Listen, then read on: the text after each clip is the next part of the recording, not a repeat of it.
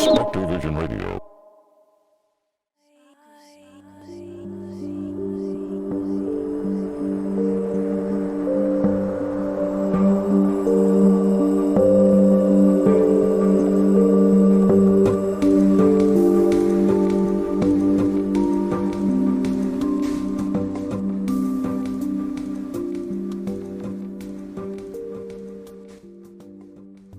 Hello and welcome to the Modern Fairy Sightings Podcast, where we listen to people's fairy encounters.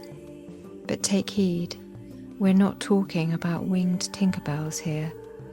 These are real fairies, real encounters that took people like you and I by surprise. Stay a while and hear their stories. My name is Jo Hickey Hall, and I'm a folklore researcher. Hello everybody and welcome to the Modern Fairy Sightings Podcast. I'm here with Brother Richard. Brother Richard is a Capuchin Franciscan monk. For those of you who are not already familiar with Brother Richard's work, welcome. Thank you. Thank you for having me. I'm delighted to be back with you again. Yeah, me too. And I so enjoyed the last chat we had, and I got a lot of comments and emails afterwards from people saying this is such a breath of fresh air to be able to listen to Brother Richard, and saying that it really kind of restored their sense of going towards the church in these times, which is really important. I mean, I'm feeling that anyway. I feel a lot of people are actually returning to the Roman Catholic Church at the moment, and the church in general.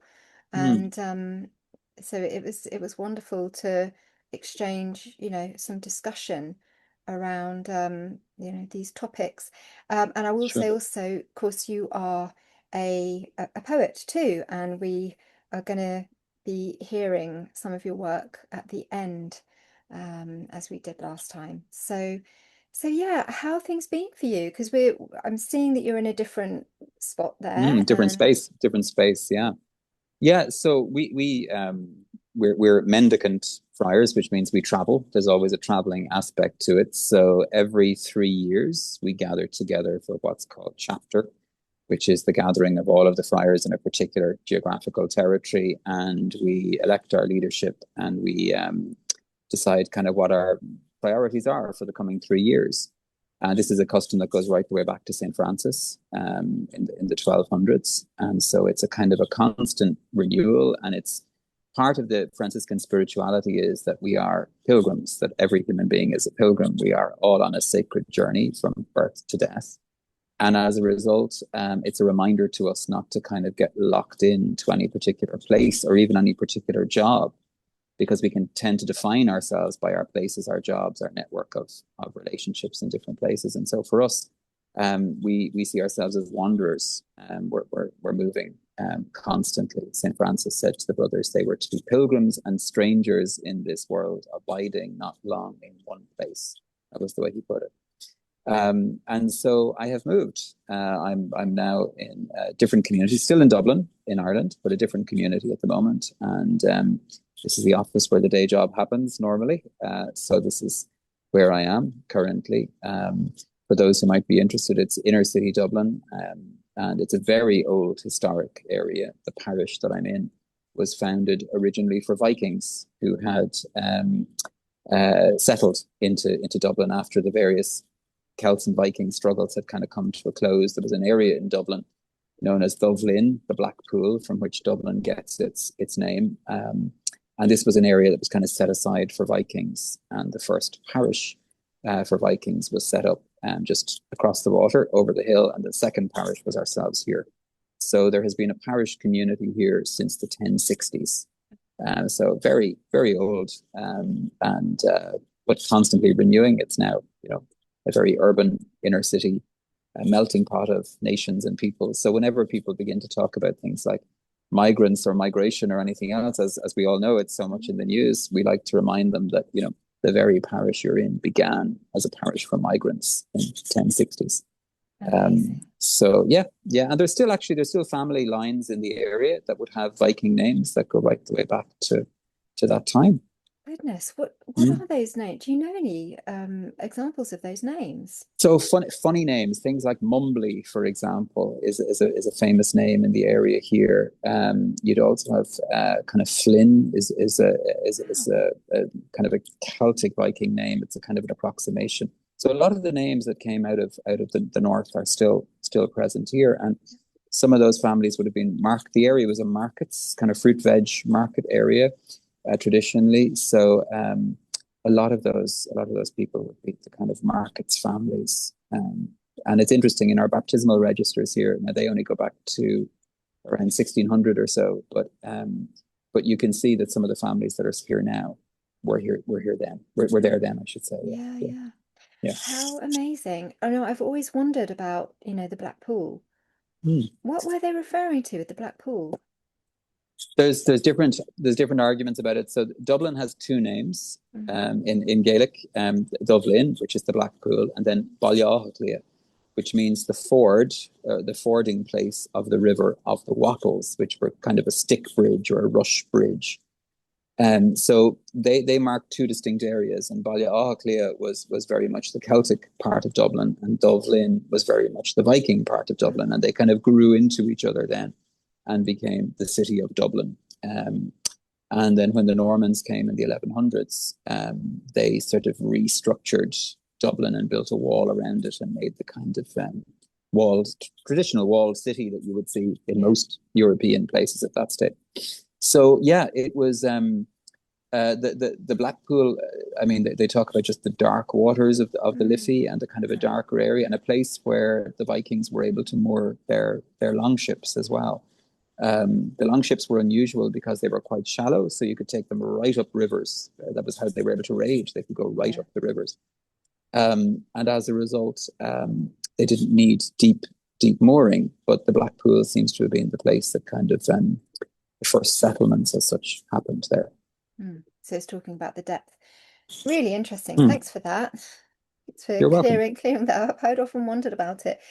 And as you were saying, you move every 3 years, and that's very much part of the tradition of the practices of the order and other orders too, Hmm. obviously. But there's something about that kind of the transient nature of that, which allows you to kind of be at the edge of our society. I mean, it's very interesting that you say this is that all human beings are pilgrims, and I wonder how much we can kind of hold a summit with ourselves every 3 years and check in. That's a healthy thing to do. Do I love where I am? Do I love who I'm with? Do I love what I'm doing?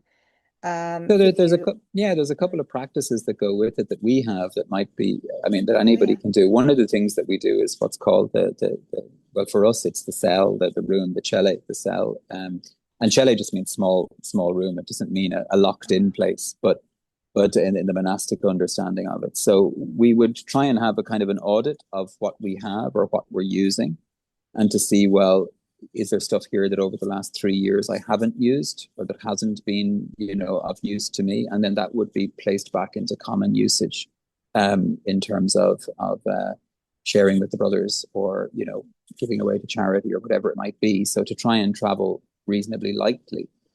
And then the other thing that it does is that because you're living with the change of the seasons, the change of the liturgical calendar as it moves through the seasons of things like Advent and Hallowtide and all of those kind of things.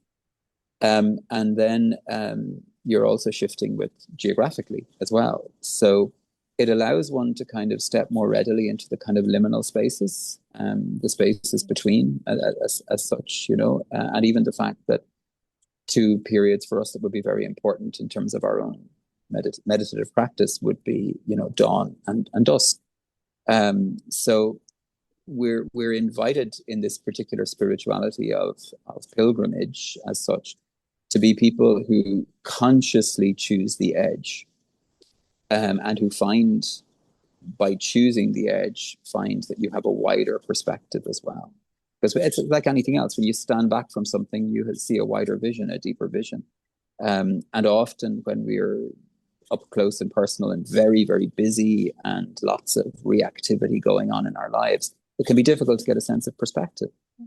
So I mean, you don't have to be a monastic for this, but it's No. important. It's important, I think, that everybody has those moments, those spaces in their lives, even weekly. I mean, the idea of a Sabbath, a Sunday, a day of rest, whatever it might be, was supposed to give a sense of perspective for the rest, because you were in some way recognizing that, all the work that I'm doing in the previous days is so that I can enjoy this space or these relationships or this hobby or this particular thing that gives meaning.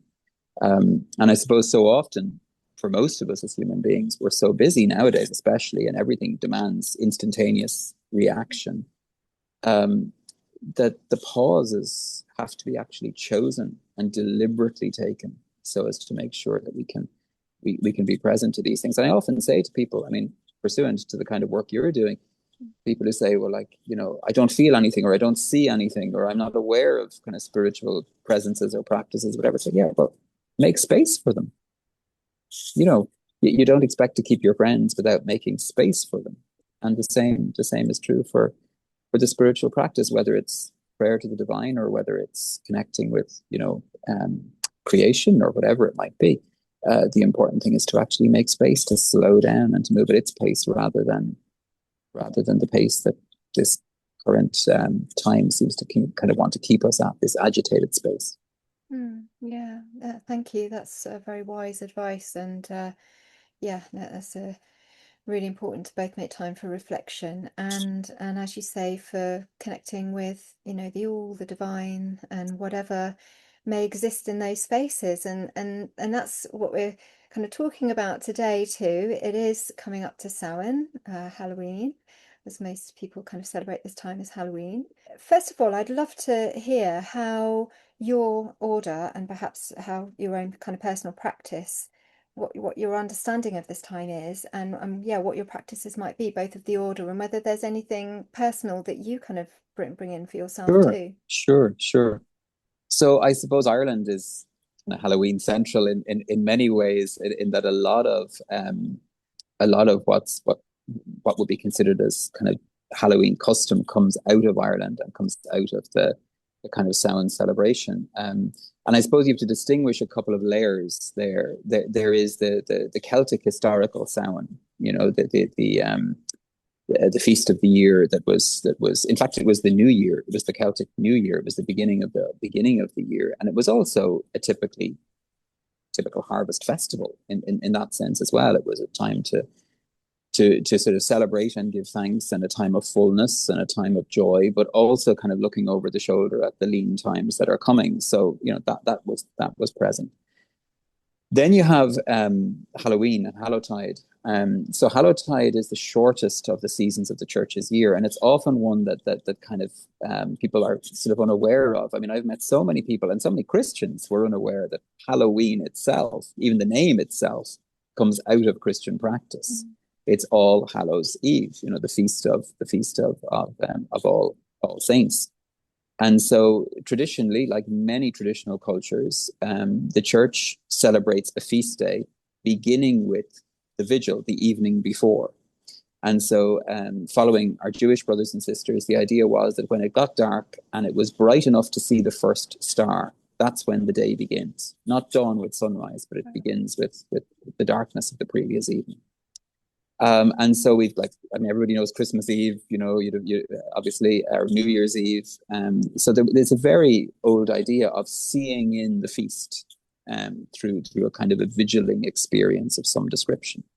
And these will be more solemn or more celebratory, depending on the particular feast.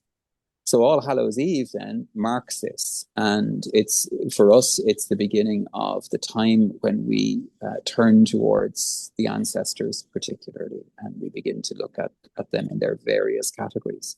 So we start with the sainted ancestors, the All Hallows, those who have been hallowed, those who are holy. And this isn't just canonized saints, the kind of saints you'd know about, like St. Anthony or St. Martin or whatever it might be. The idea here was to acknowledge all holy men and women of all times and places that have completed their journey and are now in the fullness of the presence of the divine. We had an old priest years ago who used to say, this is the feast of the common or garden saint, was the way he put it, the nice way of putting it. Because we've all known these people, good people. good neighbors, people who have sacrificed themselves for others, people who have brought joy or peace, people who have maybe lived very troublesome or difficult lives, but have overcome, the suffering or that, and have attained to some kind of transcendence or peace. And so All Hallows is a very special day when we remember them. And then that's a full solemn feast. We have the celebration of the Eucharist. Obviously, within our tradition, we would have the offices of the day are there. There's a special meal. It's almost like a little Christmas before Christmas, kind of. And then the following day is All Souls, and that's when we remember simply all the dead, all those who have ever lived, all those who've ever walked the human path, and we pray for them, because in the Christian understanding, particularly in the Catholic and Orthodox understanding within Christianity, it's not just that you die and you go to heaven, but that there is, for the vast majority of us, a period of transition and purgation that takes place between death and the fullness of the divine life and light. And this is what we would call purgatory, or in the Orthodox tradition, they would call it the toll houses, for example. The places where the soul, liberated from the body, now beholds the fullness of the divine light. They are absolutely saved. They can't be lost at this point anymore.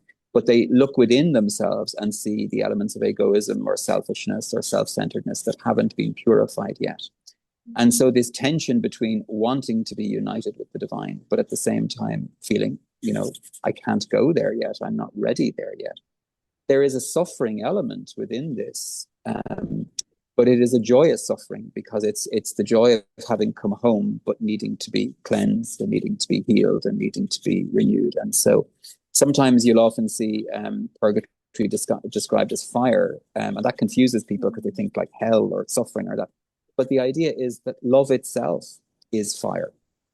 And we speak of it. I mean, how many romantic songs and romantic plays talk about burning love, And this is the idea that love in its purity purifies us of all the attachments that we would have had, which were unhealthy, or egoic or deceitful or anything like that. And so the person in the purgative state is utterly enfolded in divine love, but experiences it at first as a kind of a fever, a crisis that is clearing all of the old the dross of our earthly deeds. And as that goes on, the purgative soul has a role itself, and that is to pray for the living. So the purgative soul is meant to do two things. Number one, to continue the journey of purgation and move forward, but also to remember its own descendants and to pray for them and to be with them and to look after them. And so in the Catholic sense, a full and proper ghost, as in a sentient human being who appears and can be conversed with and is the fullness of the soul's persona as it appears, that is taken to be a purgatorial spirit who is appearing to seek assistance through prayer or through help. So on the Feast of All Souls, we pray for them all, and we remember all of the ancestors, all of the lines going all the way back. And there are various customs. We light lamps for them, light candles for them. Every priest is entitled to say 3 masses that day for the dead, which is a big privilege, because normally we only celebrate 1 mass per day. So we celebrate the Eucharist 3 times for the dead, morning, noon, and evening. And the offices of the dead, the psalms and chants for the dead are prayed. And that begins then the month of November. And the whole month of November is dedicated to praying for the dead, praying for the ancestors, praying that they would be at peace, and also remembering them. So we would set up altars of the dead. So we would have photographs, pictures, etc. of the ancestors. Candles would be lit there. Prayers would be said there. Maybe the family prayers at home would be said in front of the pictures of the grandparents or the ancestors. In Eastern Europe, there is beautiful celebrations of what they call kindling, which is lighting lamps in the graveyards. So if you go to Poland or Eastern Europe, often you'll find whole cemeteries alight with candles. People will bring and will kindle candles, at least for the first few nights, if not for the whole month, in front of the graves. And And in Ireland, then, the kind of other customs that were associated with it, with Halloween especially, was Halloween was considered to be the night that one of two nights in the year when the ancestors could come and visit the home. The first was All Hallows Eve, and the second was Christmas Eve. And so the house had to be cleaned to prepare for the company, as they would be called. If you had a hearth, a good fire was lit in the hearth. And bread and salt be left in front of the hearth as a sign that the ancestors were welcome and that they still had a place around the table. And when the person would go to bed, instead of putting out the fire at night, the fire would be let burn low and would be let burn all night long. And this was so that the souls could warm themselves when they came to visit. Sometimes people would draw chairs up beside the hearth as a sort of a welcome. And because of that, any stranger that knocked on the door had to be welcomed or helped, because it was considered that this was the souls of the dead appearing. Even if it was a person you knew, it was that they had turned up on your doorstep, guided by the souls of the dead. Lamps would be lit in the windows, and this is where the famous pumpkin lamp comes from, because in Ireland and Scotland and Wales, they had no pumpkins, but they used turnips, and much harder to carve, and so they would be handed down. They would be kept. They weren't just disposed of year on, year out. And if you've ever seen some of these turnip lanterns, they are terrifying, much scarier than a lovely orange pumpkin.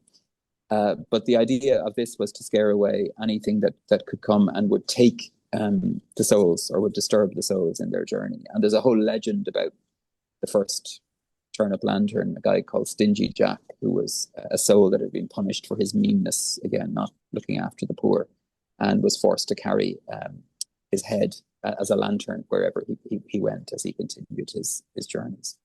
Of course, when that went to America, then no turnips, and pumpkins are much easier to carve, so it became the pumpkin over there. And then there were three messengers that were sort of watched out for on Halloween. One was any bird or animal that turned up in the house unusually or knocking on the glass. And that was considered to be either the ancestors letting you know that they were there, or possibly an omen of death, that death would visit the family in the year coming, and to pray for whoever was going to die in that way. Second thing was the children who would come and knock on the door, and originally they were known as soul cakers. So they would dress up as goblins and monsters and all of that kind of stuff, not because they were scared of them, but because it was a response to the darkest time of the year. We're saying that as Christians, we don't fear the dark, we don't fear the monsters, we don't fear the demons, so we actually mock them. It was a kind of a mumming idea.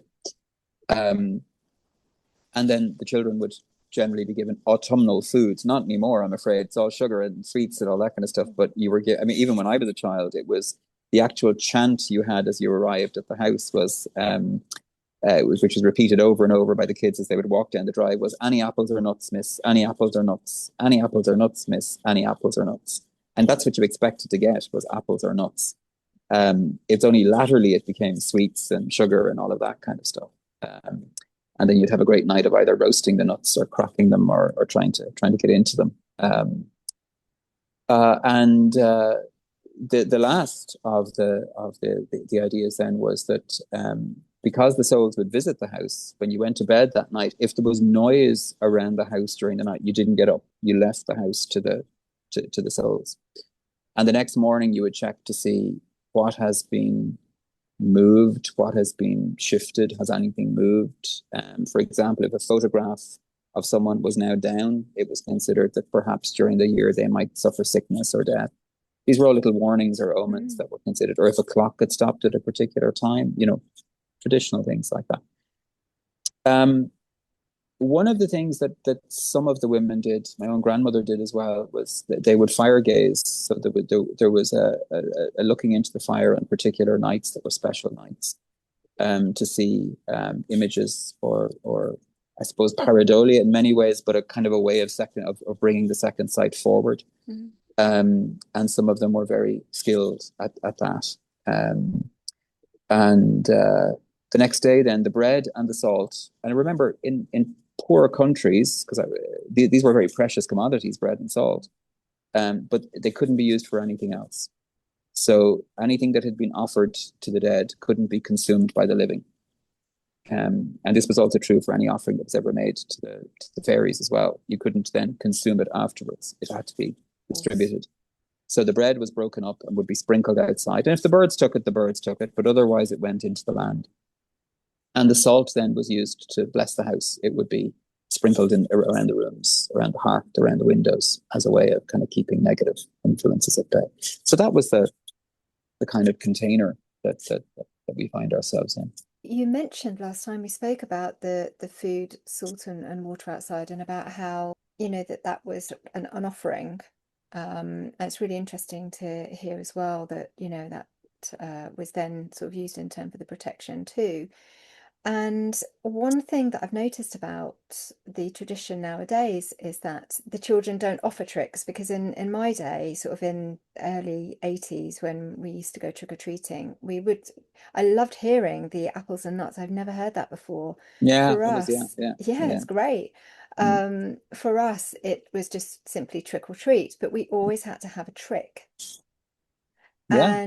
And so if we're not so the trick was, I guess, an acknowledgement, not that we knew this as kids, but, looking back now, it's an acknowledgement that these beings, these spirits that can be harmful, the ones that can be harmful, can play a trick on you, Oh yeah. Oh and yeah. The trickster was present. Yeah. Yeah. right, exactly. Mm. And Mm. so, what do you think about the fact that we don't do the trick part? Did you do the trick part when you were a Yeah, kid? we did. Oh gosh, we did. Absolutely. Yeah, yeah, yeah. Yeah, what, Particularly if a house was somewhat mean. right. So there were two kinds of trick. There was the kind of party piece, right? So kids would have a song ready, and there was the kind of idea that you were trading, in some way, that you were offering something to receive something, which is a very important kind of social contract. Even for the children to learn the idea that it's not just, oh, I knock on the door and I get all the sweets and all the sugar. It's that I knock on the door and I'm expected to do something in order to receive. So there's a little bit of a give and you will receive thing going on there, which was good. So some of the kids, especially the little kids, the smaller kids, would have a nursery rhyme or a song to sing or whatever. And if you go back, particularly in northern England, the trick or treating originally was what they came looking for were what were called soul cakes, and soul cakes were a small hard scone with fruits and berries in it. Again, to do with what was available in autumn, marked with a sign of the cross, and the kids would chant looking for soul cakes, and the idea was that for every soul cake you were given, you would say a prayer then for the souls of the dead of that family. So again, it was a kind of a spiritual offering and receiving. Now the tricks and the things we did, you would knock on doors and run away. You would, sometimes people would have water pistols and things like that hidden beneath the costumes. And if somebody didn't give what you wanted, they'd suddenly be squirted or whatever. It did get somewhat times a little bit rowdy, where people would throw fireworks and bangers in through doors and things like that. So there was a lot of sealing up of letter boxes and stuff like that for the elderly that used to take place on that night. Stink bombs were a huge thing.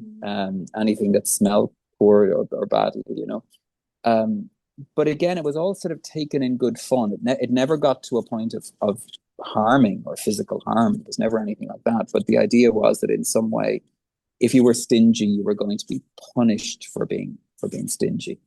There were situations where people would kind of walk muddy footprints up a wall or over the door or things like that. But those things, as you say, the kind of trickster stuff those kind of little things that were sort of marked you as a stingy person or a mean person or whatever amongst the kids have vanished, and it's become now, if stuff happens on Halloween, it's quite nasty. Some of the stuff that can happen, fires being set and stuff like that. Oh, wow. So the trickster element disappears, and that's I think one of the things that's really important is if it goes back to story. So like we would have known the fairy tales and the trickster stories from our own lore and legends. Mhm. And so it would have been very easy to see how these applied to what we were now doing. Particularly to scare people, for example, or things like that. I mean, suddenly looking in a window or putting a mask up to a window or something, something like that would be those kind of things. And when the stories don't get told, the stories are the matrix that kind of hold social cohesion together. And so when we lose the common stories and the common legends, then what remains? Well, only the egoic element remains, which is like, give me all the sugar, you know? And almost I have a right to this rather than delivering something to you to receive in return. So yeah, it's unfortunate that it has vanished to some extent.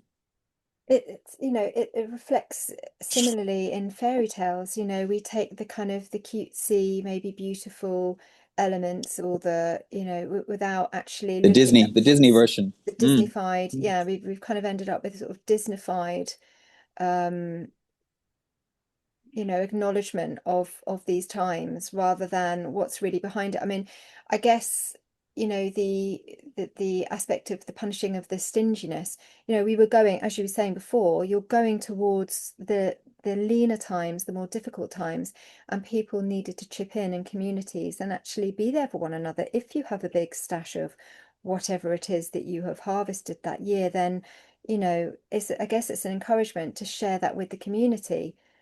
There's an album of music that Sting put together some years ago called of a Winter's Night, or a Winter's Night anyway, and it's a mixture of Christmas music but also folk music, the traditional folk music of Northern England, and he kind of beautifully melds it together in an extraordinary musician. But one of the songs he has in it is the Soul Cake song, and two or three of the lines are it's the children outside asking, singing and asking, and they ask the woman of the house or the man of the house, go down into the cellar and see what you can find. If the harvest has been gentle, we pray that you be kind. You know, so it's that idea of if we've got it all stored up for ourselves, in some way we're not living socially what we're supposed to be living, and that there is an element of sharing really that's really important. Um, so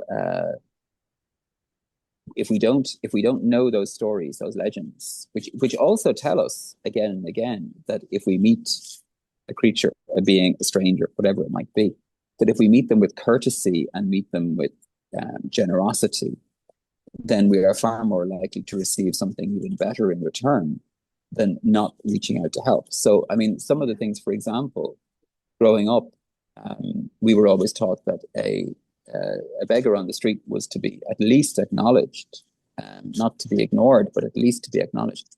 And if they were playing music, you always gave them something. Because particularly if they were playing the pipes or the harp, it could be a fairy in disguise. Wow. And so that was when you always gave at least a coin, and if not, the tradition was in the days when men wore hats, they always tipped the hat to the beggar, and they always greeted them at least and wished them peace. Blessings on your hands would be one of the blessings on the music, or etc. would be given, because the idea was that they were giving you something. They were giving you music, and in days when entertainment wasn't at the flick of a switch, the musician was a very important person. The piper was a very important person. And so passing them by, you always acknowledged it, at least with a kind of a nod, because they had given you something, and so something should be given in return. I mean, that's so important. And, yet another kind of layer exemplifying what you were talking about before, that, we help those that have passed, help us. A bus, yeah, yeah, We help those in the community, and, God forbid any of us end up in that situation where we are the ones that, it's not too difficult thing to happen, especially in, this day and age, and definitely back absolutely, then. yeah. And so there's this kind of reciprocity between ourselves, between the worlds, and a much Mm, more mm. healthy way of being. You spoke last time about this kind of fear response that we have to these worlds, and I wanted to ask you about that again because you know what you mentioned last time. I think I've written it down here that you approach these worlds with an openness and an acceptance in the same way as you approach the unknown. The say that the beggar on the street, the stranger at the door. If we move towards these worlds with this openness and expecting and an Mm. acceptance, what happens differently? Because if we approach with a fear response, what happens differently? Because it goes back to the way that we are socialized. I mean, in this day and age, we are socialized to kind of perhaps demonize things. That's always what happens. We either kind of Disneyfy something or we demonize something. Yeah, the two extremes. Yeah, yeah. Exactly. And it's particularly when it comes to powerful forces of any kind. Mm. And so what are we losing out by approaching these worlds with a fear response? Well, I think we lose relationship primarily. That's the first thing we lose. So the basic rule of thumb, whether it's the beggar on the street, the person who knocks on your door, or the other, however it turns up, is courtesy. This is what all the old tales and stories told us. It was courtesy, um, and kindness. Those two things. That if you were fundamentally courteous and kind, then that afforded a protection. And so the idea being that I'm not there to impress myself and my way of being on others, but rather to respectfully meet the other, with the reverence that comes from just acknowledging, well, if you exist, then it is the will of the divine that you exist. And so I'm always on holy ground when I'm connecting with anything that exists. Now, it doesn't mean that I'm naive. I recognize that the other may make choices in their life, whether that's the beggar at the table or the lady of the woods, may make choices that could affect me negatively. And so there is a level of protection and awareness that's necessary. But the old rules of courtesy, which unfortunately have been forgotten hugely in Western tradition. But what I see amongst the kind of the people who are interested in this whole world is they tend to have one of three approaches. The first is the kind of scientific, which is I'm going into this nearly as a biologist, ready to label everything, and I want to know what the names are and how does it all work and what are the mechanisms. Okay, very scientific approach. Will get you so far. You'll get a certain amount of observational information from that. That's fine. But I always tell the person, reflect it back on you. If somebody came to you and said, I'm here to study you, as opposed to, would you like to be my friend? They're two completely different levels of being and of encountering. And it doesn't mean that you won't get scientific knowledge from friendship, because like I can name my friends, I know their birthdays, I know their addresses, I know where they, so that's scientific knowledge, it's factual knowledge. But you don't know the person by knowing those facts. So in terms of personal interrelationship, I think that the scientific approach will only get us so far. And actually, I think a purely logical approach alone doesn't work in the other world at all, where very often we're told everything is the reverse of the way we see it here. The second thing, I suppose, is to approach it. A lot of people approach it with curiosity, but without lineage. So they walk in thinking just a general bumbling in, where I demand of it what I want will get me what I want. Yeah. And again, reverse it for yourself. If somebody just bumbled into your house and said, I've moved in now and I'm here and I'm going to, I'd like this food, or I'm going to take that from you, or I'm like, you'd kick them out very quickly. And what lineage does there is lineage bestows the courtesy, the rules, and these aren't confining. What they're actually doing is saying, when you meet somebody at a business meeting, you shake their hand. When you meet your close friend, you give them a hug. When you meet your spouse, you give them a kiss. But there are levels of connection and relationship. And lineage, folklore, whatever way you want to call it, gives us that framework. So I think if we're moving in the bumbling kind of everything's beautiful, everything's wonderful, everything's going to be, it always reminds me of that story of the guy who pretty much forced his way onto Skinwalker Ranch because he had decided he needed to meditate there. And eventually they let him, because they just couldn't get rid of him. They thought this would be the easy way of getting rid of him. And he ran screaming from the place. Because again, he was imposing his idea on the place. So for us, a huge amount of it is actually learning to just be still, to listen first before speaking, to arrive with respect, to arrive with gift, to arrive recognizing that you are moving into somebody else's home, somebody else's territory, somebody else's place, and to do so respectfully. I mean, a lot of those old folkloric things of how to behave in the woods, like never throwing water without announcing it, never urinating or defecating without apologizing, asking permission and apologizing afterwards, never engaging in kind of disrespectful behavior, never carving names and elements into wood or stone without at least an acknowledgement of feeling that in some way permission has been granted. When foraging, never taking more than you need, and always making sure that enough is left to replenish. To recognize, I mean, for example, one of the big things with Halloween with us is Halloween marked the moment where no more blackberries were picked after Halloween. And the reason for that is twofold. There's a folkloric reason and a kind of a practical reason. So folklorically, we would say that the puka spits on the blackberry at Halloween. And there's a curse on them from then on. And if you look closely at blackberries that have been too long on the branches, you'll see a kind of a grey mold or a blue mold over them. And that was known as the puka spit. And the berry is just rotting. But actually, if you take those berries too late, they have been laid in by insects by then. And so you stood a good chance of poisoning yourself, by taking them too late. So there was a practical reason and also a folkloric reason as well. And very often the two meld together. And it's not that anthropologists would say, oh, the folkloric reason was invented so that, say, children wouldn't eat later. What we would say from a spiritual tradition is that actually they're one and the same. And that at an energetic level, you can say that the move towards the mold, the dying off, is as much a spiritual energy being withdrawn as it is a physical manifestation of just mold and bacteria.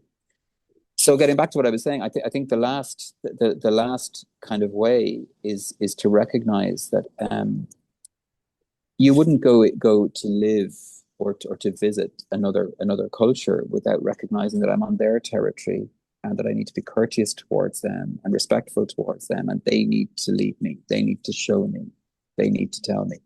And if that's the case, then I'm fairly safe, rather than wandering in and kind of stamping all over it, as so often the Western world has done. Thank you. And I guess, that goes for sort of going into these places. You have a right to protect your home and where you live and behind your door. But you don't then go sort of wandering into the forest and clearing what is there, because that is not your space, so there's that aspect too, and being careful how you're speaking within these spaces. As human beings, we can have a very utilitarian approach. This idea that everything is a tool for us to use, rather than a community of being.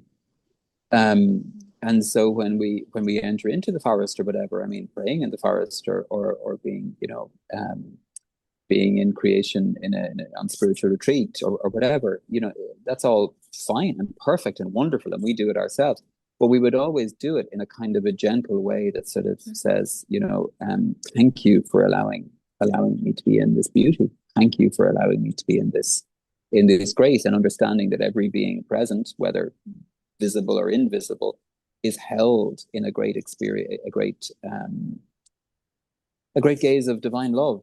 And so what I want to do when I move in there is to be in tune with that, rather than becoming the discordant note in the midst of the music there. You gave us a lovely prayer last time, and I'll place that here again. It made me think about the my own experience around this time of year is that there are often, there's often an uptick in activity in our home. So, whereby sometimes I see kind of, it almost looks like the side of somebody walking past. You can't see a clear outline of them. You just get the sense of them walking past, as if sort Sure. of watching side of somebody's body walking past. Or you suddenly see what you think is the outline of somebody, maybe outside or maybe even in your lounge, or, and then they're gone. Sometimes it can be an object itself that's been placed in an unusual place. It suddenly takes the form of something or someone. And so, yeah, what's your kind of recommendation on, these sorts of encounters that we have in our home at this time of year? And have you Yeah, found this too, that this time of year marks an uptick? I mean, it can get yeah. really busy. It does. It gets very busy at this time, and I suppose traditionally it was seen as one of the thin times, or the thinning space. It was the time in Irish fairy lore when the Seelie court and the unseelie court change. You have the trooping of the fairies as they shift and move. But also, I suppose, in the home, very often those kind of little indications would be seen as, well, the ancestors are around us. They're with us, you know. And so normally, if we were getting a lot of that, we'd light a candle for them, say a prayer for them, ask them to say, well, look, if you're in need of something in particular, come and visit me in my dream. Let me know, because the dreams are very sacred, and are one of the places in which the souls are very active and very present. And it's kind of a safe way of doing it. One of the things that was often done within the Orthodox tradition, for example, if somebody really was worried about it, someone who had gone before us, well, they would fast for 3 days, fast on bread and water for 3 days, to allow a kind of a finer attunement, to come to a level of more, because food has its own energetic weight as well, and what we take, and I'm guilty of this as the rest of us, but what we take can take us down, can solidify us. So I think that's why so many of the spiritual traditions, our own monastic tradition included, would always include kind of times of fasting as a way of kind of spiritually attuning oneself a little further. Obviously, only if one is medically able for it. If you're not medically able to fast, there are other ways of fasting. You can fast from television, fast from the phone, fast from, it's about the purification of the attention faculty, not just, you're not doing it just to get the body beautiful kind of thing. That's a whole different kind of fasting. But I think when we catch these little glimpses out of the corner of the eye, they're just letting us know they're around. And unless it's particularly negative, I would just acknowledge it and accept it, that they're around. The different thing if it becomes negative or oppressive, that's a whole other world. But this, to me, what you're talking about is just the presences who have lived, who have been around, and who are just letting us know that, yeah, look, we're here. We're only ever a blink away. I think one of the reasons, and it's interesting you talk about the corner of the eye, because traditionally, the corner of the eye was the place where we would catch these movements. And I often wondered about that from a biological point of view. And it was a guy who was talking about biology of the eye some years ago. Now, I will get this in the wrong order for definite, okay, because I'm remembering. But we know that the eye is made of rods and cones, right? The cells that are in different shapes, rods and cones. One or the other, I can't remember which, we have more of around the periphery of the eye.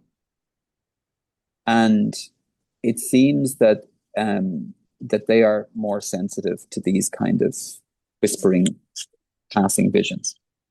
What's very interesting is that a child's eye has far more of these, and they are softer and wider. They take more light in, actually. And as we get older, the cells crystallize, harden, and narrow. And that happens from about the age of 8 or 9 on. So we become very good at focused vision, but not so good at the peripheral. Whereas the child tends to be much more aware of the peripheral. And women, by the way, have much better peripheral vision than men. And they think that that goes back to the whole hunter-gatherer division. And that if the woman was with, minding children and older people and needing to take in the whole forest to see what was available, then wider vision was possible. Whereas the men, in terms of hunting, had sight that was more focused and more movement aware.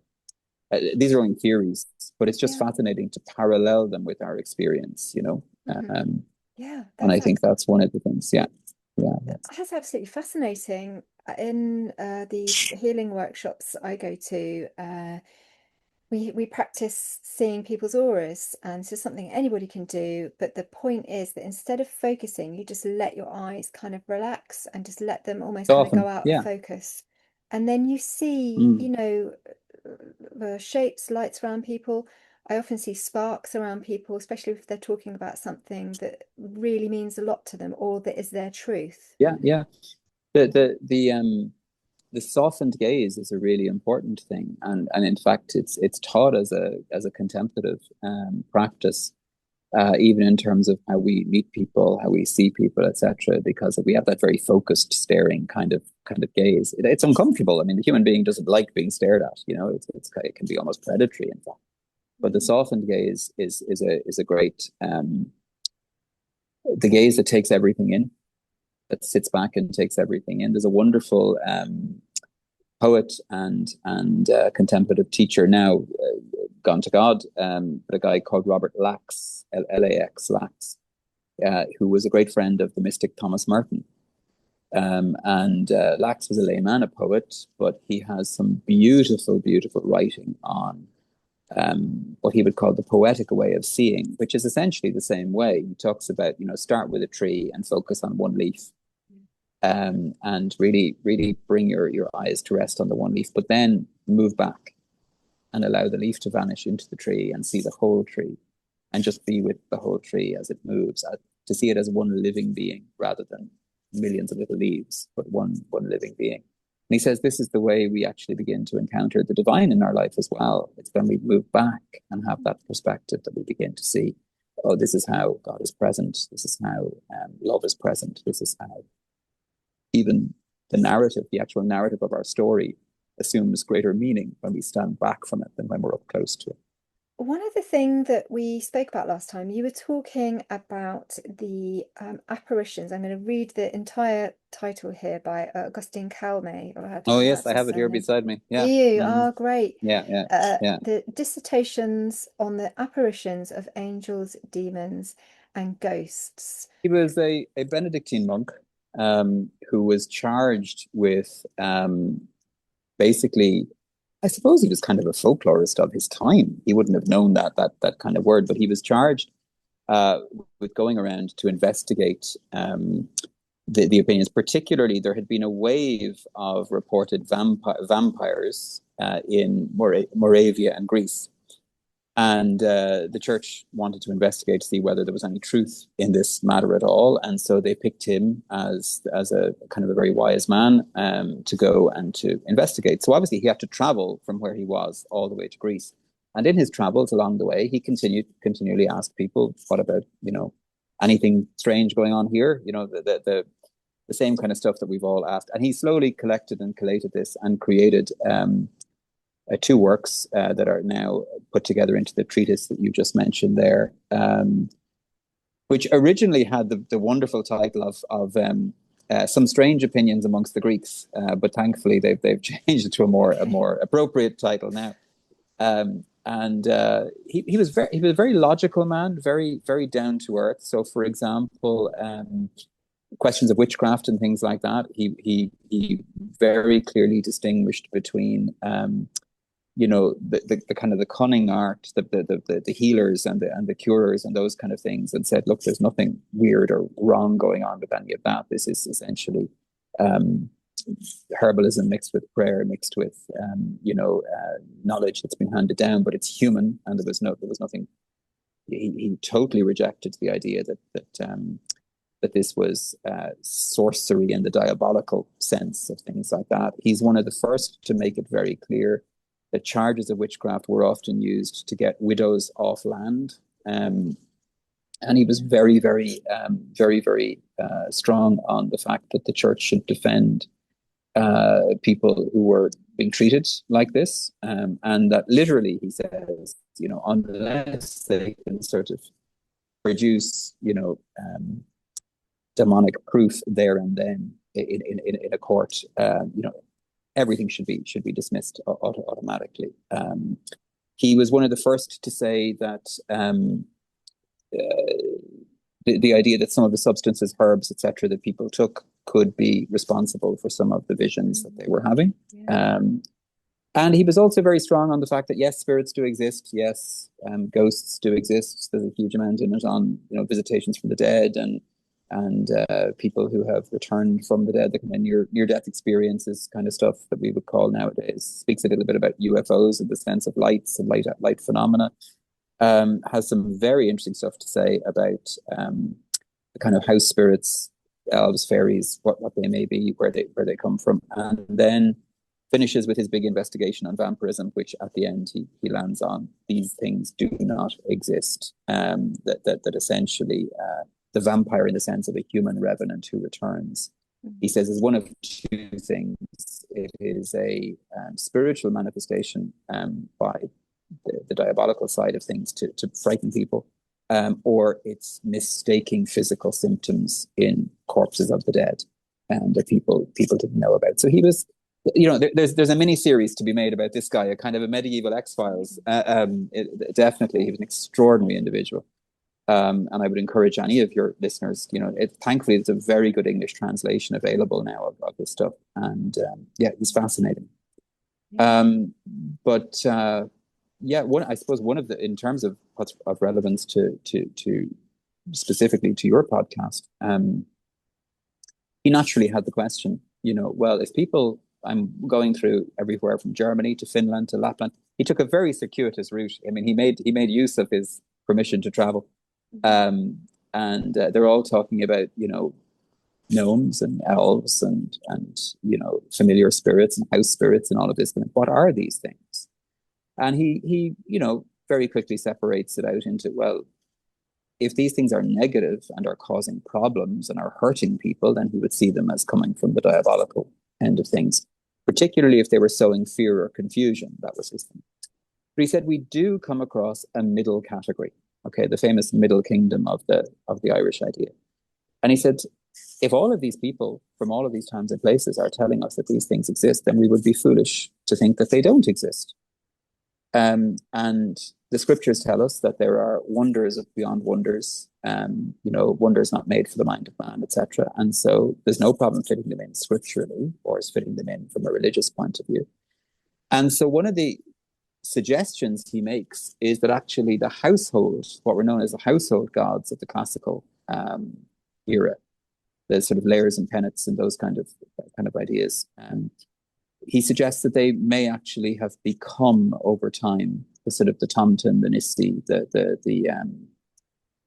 brownie, the household spirit. Now, I think it's a good theory in terms of from where he's coming from and from the knowledge that he had, which was how do we bring this into for him modern times. Of course, he wouldn't have been aware of a lot of the kind of Celtic lore and legend. But one of the things we have to be careful of when we say things like Celtic lore and legend is there's actually very, very little recorded historical Celtic lore.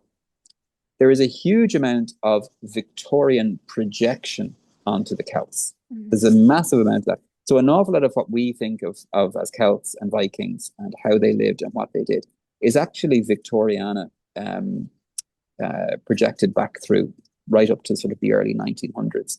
And the kind of revival, the Celtic Dawn revival, the kind of very mystical Celtic Dawn revival, which, is good in and of itself. But in terms of its historicity and the actual sources that are there, they're very, very few and far between. What I think about Calmet, though, is interesting, is that he for him, the way he looks at it is he looks at the practices associated with these things. And he says, well, the practices associated with the household gods as such, small g, household gods of the classical times, are very similar to the practices associated with these gnomes, brownies, nissi, etc. And so this is where he makes the parallel. Hmm. And the idea of a little corner of the house that was undisturbed, where these were to live. The idea that they defended the house, and the people from thievery, particularly, that they were very hard to see, but that only the children and animals seemed to be very well able to see them, and some of the elderly people could see them quite clearly. Mm. That they had, that they could be appealed to for sort of divination, or not so much telling the future as sort of asking, say, for example, is the fella that we've allowed to stay in the barn, is he okay or not, that kind of thing. Mm-hmm. The idea of that food and the food offerings were made to them, particularly what they called the living foods, so milk, cheese, butter, honey, things that had life in them, which again seems to be ubiquitous across the spirit world. And then the other thing that he had, though, was how they became mischievous and how they could, it was very, very easy to insult or upset them. And if they were insulted or upset, then you seem to get this tirade of kind of poltergeist-like problems. So people suddenly discovering that all the dishes in the house had been broken, or all the clothes had been, that had been freshly laundered were now smeared with dirt or whatever, and that it took a lot to kind of placate them. So that was his theory, and it's an interesting theory in terms of at least showing that over the thousands of years from classical civilization right the way through to the kind of modern, for him, late medieval, early Renaissance period, the country people had a familiarity with these things, and were living with them pretty much the same way. In your opinion, do you think the Roman house spirits were the same as? My answer is I don't know. I don't know. I think one of the things that we often get wrong is we impose our vision of religion today, say a modern vision of religion, on what the classical world had as religion. Yeah. And so, there was kind of almost a two-level religion there. There was the religion of the senators and the philosophers, etc., who would use the figures of the deities to kind of indicate particular things. They were the personification of forces, the personification of things. And then there was the ordinary everyday person who literally, had to manage with the land and the day-to-day work, and they would have been much more tuned towards the kind of house spirit end of things. Mm-hmm. And a lot of it was about placating the gods so that misfortune wouldn't come on yourself. Whereas the religious end of things that we have is the idea that, and by the way, even in the classical tradition, they would also have had this idea of a numinous creator beyond even the gods. That the gods themselves had been created. There was a creator that was so far distant that they didn't really, the unmoved mover of Plato, for example, or the demiurge of the kind of Neoplatonic stuff. This idea that there was something beyond even the gods themselves, and even the fact that the stories, the myths, talk about the twilight of the gods and the ending of the gods, and gods could die eventually, and all of this, they were seen as being far beyond what a human being was, but at the same time, not beyond the venality and the egoism and the vices of a human being. So if it comes down to, like, is A the same as B, a bit like Calmet, my response to that is I don't know. Yeah. Or the most I can say is that A behaves a lot like B. He also talks about levitation quite a lot. Levitation, there's kind of four versions of levitation, if you like. There's natural levitation, which can happen occasionally in moments of great kind of ecstatic kind of life, and children, actually, a lot of children will talk about floating off the bed or flying or floating down the yeah, I did that this. kind of. Yeah, absolutely. And the problem is that they get told, no, you didn't, or they can't, or whatever. And that little click, that switch just switches, and we can't seem to find it again, But I know many kids, and I've got many kids who talked about. I remember one kid who could go out of body completely, and he would just, you'd call him to yourself in a classroom or whatever, and he'd say, "Oh yeah, I was just at home for a few minutes," So like that sort of stuff is very natural, and and a lot of the traditions, would speak of the movement of the kind of whatever you want to call it, life energy, chi, bioelectric energy, whatever, can generate this from time to time. The second form is levitation out of the body, but somebody thinks they're in the body. So it can be so real to be out of the body that people can actually really feel that they're almost still physically present. And it's only when either they see that their own body, or they get a moment of suddenly realizing that oh, I can't touch anything or whatever. That's when they'll get the shock and bang straight back into the body, and it feels like a descent or a fall.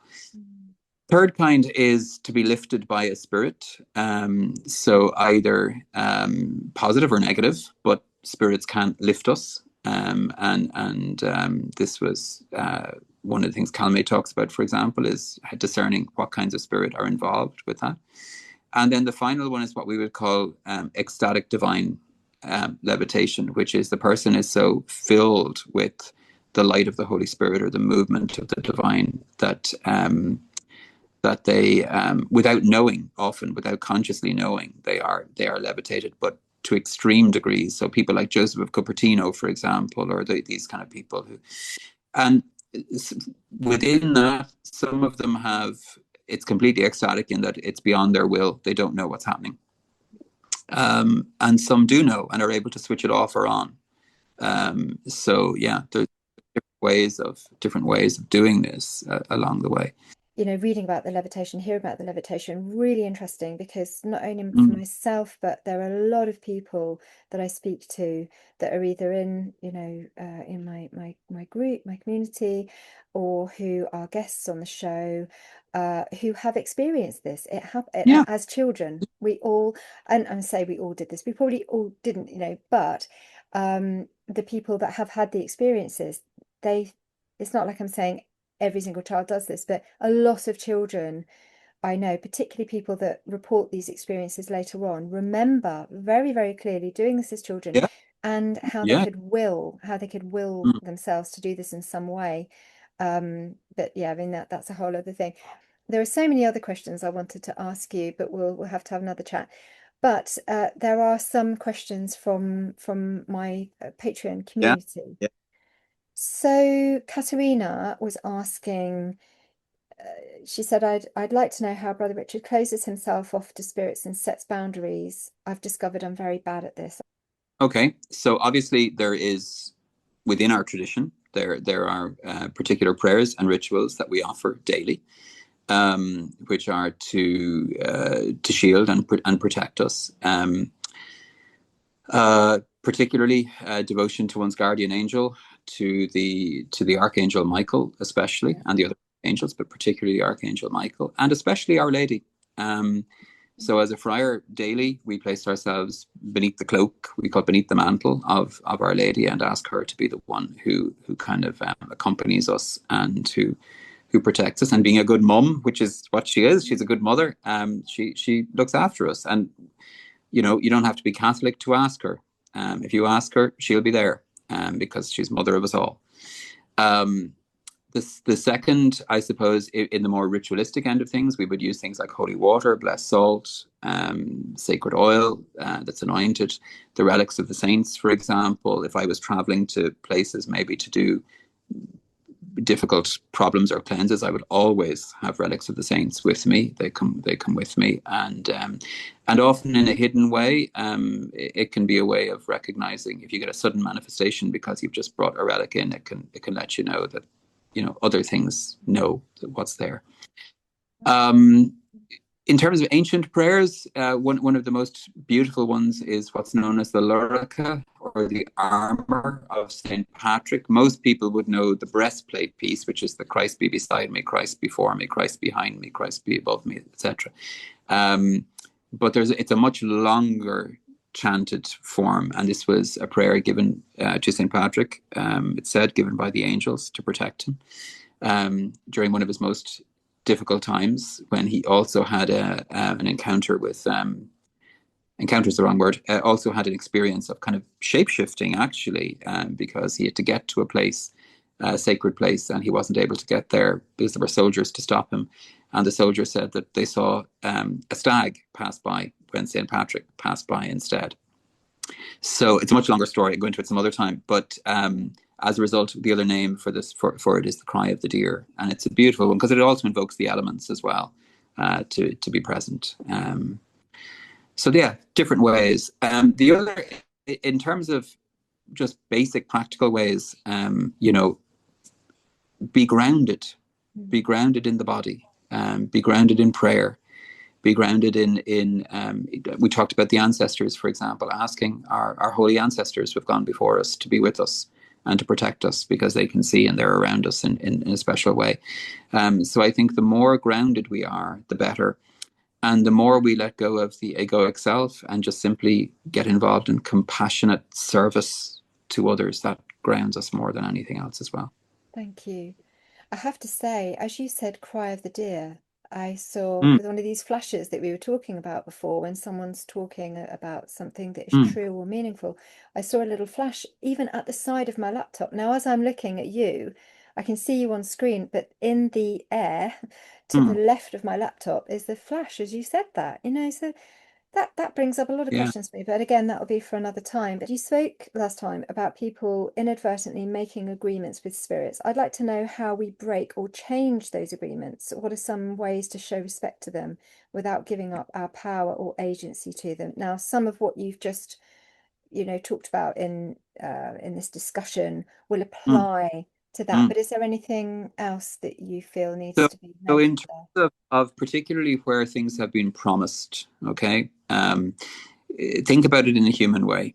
If you need to get out of a contract, what do? You go to a higher authority, okay. And so any kind of spiritual contract you have made has no standing within the next level up, within the next higher authority. And so if it's a case of you politely say, I can't do this anymore, or I'm not doing this, or I'm letting it go, or whatever, and you seem to be getting negative backlash, then I would take it to a higher authority and basically start bringing in the angels then at that stage. And not to make war, but to start off by saying, look, I'm not achieving this. So I turn to my guardian angel and I say, look, will you please go and speak on my behalf?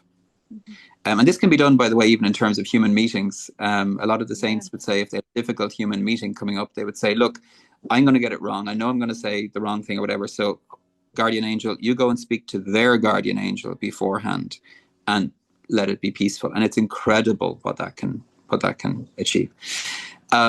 The same can be done with the ancestors. The same can be done if it's really becoming negative and very difficult, and you need to break it. Then I would immediately bring in, the Divine Mother. I would bring in Our Lady in that moment, and just simply say, look, I give this, whatever that agreement, that compact was, I give that entirely into your hands now. And I'm asking you to sort it out for me. And one of the great titles of Our Lady, it's one of the most beautiful ones, but one of her titles is the Untire of Knots. Mm. And to hand it to her under that title of the Untire of Knots, and to allow her to make peace, to bring peace there again. Wonderful. Thank you so much for Mhm. that reminder. What knowledge, ideas, or conversations about spirituality or the spirit world do you think are missing in the general discourse, which are in fact important? Gosh, I think all of them, all of it's missing. That's the problem. I Yeah. think we're very lucky and blessed in certain corners and communities that this is the conversation, but very often it doesn't pervade. And when I look back at, say, my grandmother's generation, ordinary life and spiritual life were one and the same. They were lived together. It wasn't a reserved corner of the room or of the house. It was living. It was human living. And I think we only live fully as human beings when body, mind, heart, and soul are all involved together. The totality of our human experience. So I think the most important thing at the moment is recognizing that the spiritual quest, however you want to see it, whether it's in my lineage or anybody else's lineage, is about what? It's about arriving at the most compassionate, truest sense of what it is to be a human being. And so if my quest or journey is taking me into, fame and fortune, or egoic, selfish desire, or if it's all about pleasing me, as the famous maxim goes, if the God you believe in hates the people you hate, then that's probably the fact that you're worshiping yourself and not God. So we try and keep ourselves as expansive as possible and as reverential and respectful as possible, as I said before, and pursue truth at all costs, but allowing that to overflow always into compassion. Truth is hard and cold by itself, and so it always has to be clothed in compassion to be of any use to us, of any value to us. So I think if those conversations were present more in the kind of spiritual world and in the general world, we'd be doing a lot better. We really, really need to take that on board, and thank you very much. Yeah, you talked about perhaps ending with a very personal and wonderful poem of yours that feels very right for these Sure. times too. So this is called All Hallows Eve, and it was a poem I wrote in tribute to my grandmother, who was one of these sharp, wise women. So we'll go with this. This was the evening she swept out the hearth. I helped, sort of. Once clean and perfect to her discerning eye, milky white now, though the light behind them was sharp and never dimmed, she would set bread, brown soda always, and salt before the banked flames. For the visitors, she would say, whenever I asked, as I did annually. Her breath whistling half-heard prayers, she would go then from room to room, straightening cushions, flicking tables with tea cloths to clear the last vestiges of dust from surfaces so well polished with age and use they gleamed. The house should be clean when they call, she would say. We would have tea then, waiting. Sometimes she had cake or a ginger snap, dunked first to soften it for dentures. I had cake too. Then she would sit in her stiff-backed chair in front of the fire, waiting. I would sit beside her, sometimes in the big green armchair, slowly sinking into the old feather-filled cushions, so big my feet swung. More often, I perched on the stool beside her chair, where I could watch the TV with her. But not this evening. This was always different. No RTE news, no Crossroads, no Coronation Street's plaintive trumpet, just sitting together in the quiet, waiting. Tonight, there would be just the fire and the bread and the salt left out, blessed and prayed over and freely given for the guests whenever they would come. And then she would talk about them, all of them, her mother and father, her aunts and uncles, and tales of Dublin so long ago it seemed they should be with once upon a time. Her own grandmother got special mention. They called her a sharp woman, wise, brought in for the birth and the death, you know. She had the understanding, she would say, and then say no more for a while. Sometimes she would speak in a different voice reserved only for him, of my grandfather Martin, her husband, gone an age ago to me, but still so present to her heart. Then her eyes, looking across the flames at faces I could not see, would bring to mind all those others too, who had already gone. And she would go quiet. Where have they gone? I would ask. Home, she would simply say. But tonight, they would visit. Once, just once, it made me nervous to think of it. She laughed then. Nervous of the dead? Don't be silly. Aren't they family? Aren't they friends? Don't they pray for us? Don't we pray for them? You can fear the living, she would say, a sharp smile playing about her wrinkled eyes, but never the dead. A Christian never fears the dead. Sure, don't we have the Blessed Virgin and all the saints around us too? Then she would take my hand and we would just sit, waiting. She praying, I wondering, feeling the wrinkled warmth of her loose-skinned hand. Safe. Then she would suddenly say it was time for me to go home. So I would go then across the green, home to parties and noise and black bag wearing, apple bobbing, door knocking, sparkler waving, help the Halloween party roaring fun. Sometimes I would think of her, sitting in front of the fire, waiting. But mostly I didn't. Until the morning, All Saints' Day, off to Mass, a day off school as well. Then in the afternoon, I would drop over to find the telly on, the chair turned now to face it once again, the bread gone, salt scattered to bless the house and garden. It's Richard, Gran, I'd shout. And I would hug her and tell her all about it, the parties and the sweets and the things we then called wine apples because we didn't know what a pomegranate was. And the lady who always gave rotten Brazil nuts you couldn't crack. Last Christmas leftovers, we were absolutely certain. And she would laugh and make the tea. And we would sit again side by side and wait for the two Ronnies, her favourite. And then I would remember and ask, but only during the ads, of course, did they come? Oh yes, she would say. They always come. What do you do when they come? Now, what does anyone do when visitors come? She replied with a slow smile. You chat, I'd say. Exactly, she glittered. Now be a good boy and turn up the telly. And I was, so I would. A quarter of a century has passed since she went home. But still, this night always, I welcome the visitors too. Friars and family both now. Sitting before the candle flame, breathing the blessed breath of memory and prayer, waiting. Just as she, my first elder, taught me, waiting. She now, a visitor too.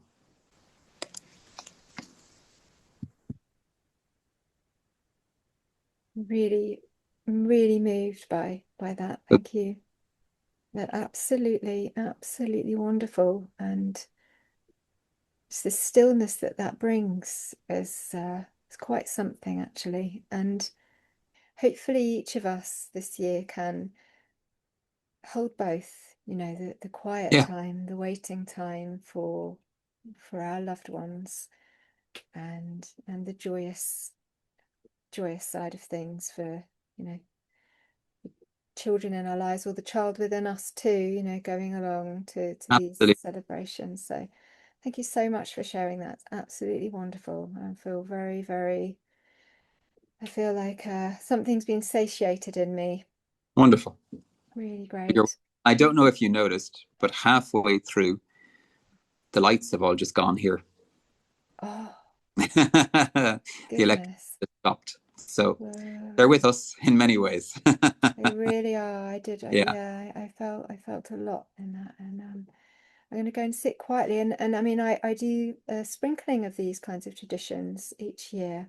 Sure. But I'm going to consciously practice, what your grandmother practiced this year. I'm going to talk to my little one about it, and I think we're going to take more of this on board and actually explore this ourselves. So wonderful. Thank you for the inspiration. As always, just brilliant to speak to you, Brother Richard. Well, thank you, and thanks for all that you're doing and all that the people you're connecting, and yeah, love to all the people out there, and I wish them all a very happy and blessed Samhain and Halloween and All Saints and All Souls, and I hope it's a time of great richness for them all. Thanks so much for listening and watching. If you enjoyed the podcast, please consider joining us on Patreon for dozens more episodes of unreleased bonus content, monthly online events, and a private chat. We are a warm, supportive community, and it really helps to support the project. Find us on patreon.com/the Modern Fairy Sightings Podcast.